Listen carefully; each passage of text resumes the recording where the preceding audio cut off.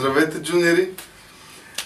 Днес видях, че сте направили едно много готино клипче. Разбрах, че харесвате Тони Робинс, Робин Шарма и други такива мотивиращи тренери и спикъри. Днес съм подготвил нещо много специално за вас. Казвам се Мартин Петров и съм член на младежки екип Европа още от 2011 година. Имам доста опит в различни тренинги и обучения и това е моя страст, моята мисия. Днес съм подготвил нещо много специално за вас, а именно 5-те правила за успех. Моите 5 правила за успех. Защо точно 5? Вярвам, както Айнщайн е казал, и аз лично вярвам в това, е, че колкото по-просто, толкова по-гениално. Точно това съм избрал 5-те най-важни за мен правила, за да постигнеш мечтата си. Надявам се следващите няколко минути да са приятни и полезни за вас. Постарал съм се да ви бъде и малко хумористично, а не да е скучно, така че приятно гледане. Има едно златно правило. Ако искаш да направиш нещо, но те е страх, трябва да го направиш първите 3 секунди, защото после може никога да не го направиш.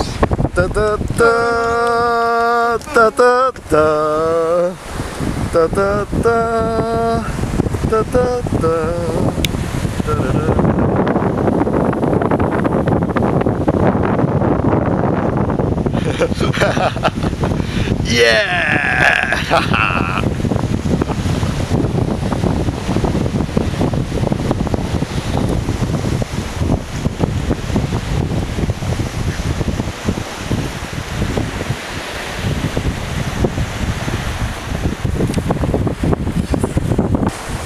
Знаете ли, живота понякога ще ви поставя пред трудности, проблеми и задънени улици, но това не винаги е края, ами много често е ново начало.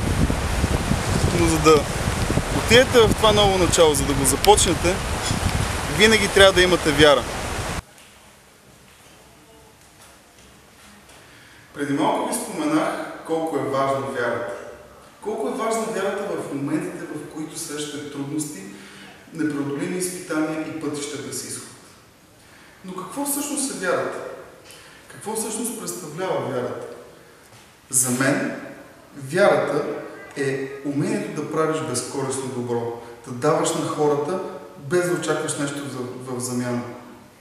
Знаете ли, много философи, много мъдреци са казвали през годините за това, че Вселената ви се отблагодарява за това, което вие давате. Тоест, колкото повече вие давате, колкото повече вие разпръскате от вашата любов и от вашата доброта на всички около вас, толкова повече Вселената ще ви награждава. Вярвайте и давайте. Има още една съставка за успех, а тя е именно да бъдем постоянни и търпеливи. Погледнете морето, океана, водата. Тя е толкова могъща. Ако сблъскаме камъка с водата, кой според вас ще победи? Разбира се, че водата. Не заради силата си, а заради постоянството си. Бъдете постоянни.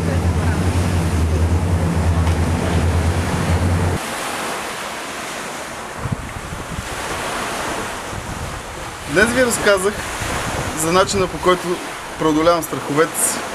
Разказах ви за начина, по който преодолявам проблемите и пътищата, които срещам без изход. Разказах ви за своята вяра, както и за това колко вярвам в нуждата да бъдеш търпелив и постоянен, за да постигнеш успех. Последното правило, последният закон, мой закон, който бих искал да споделя с вас, е най-важният.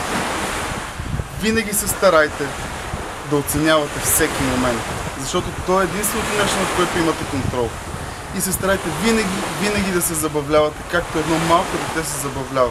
То просто е щастливо. Аз го правя по този начин.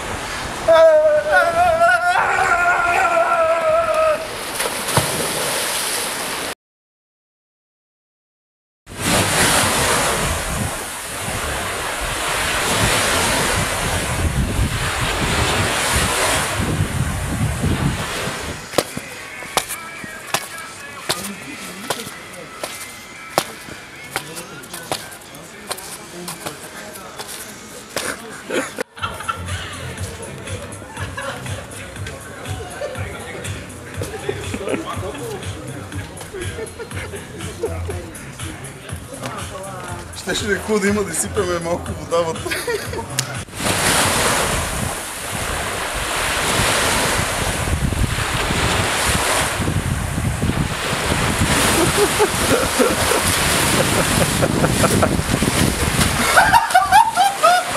Ела, кажи, така се забавлявам аз. Никога не прекалявайте. Даже и със секс.